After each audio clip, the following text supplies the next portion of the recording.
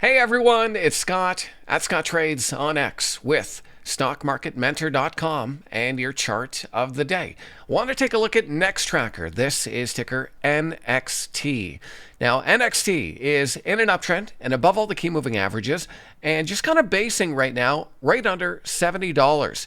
And I love these patterns because we see clear resistance up around $70, and we see clear support down near the 8-day exponential period moving average. So I definitely think this could be an actionable trade if we get above and stay above that $70 level.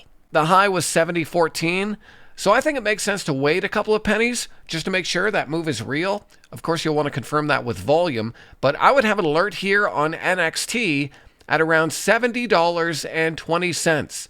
And then look for a move through that level coming on volume.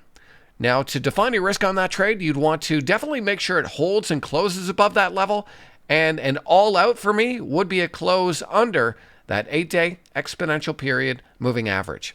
So that's just one of many things we're looking at tonight over at StockMarketMentor.com. I hope it's helpful, and I'll see you next time.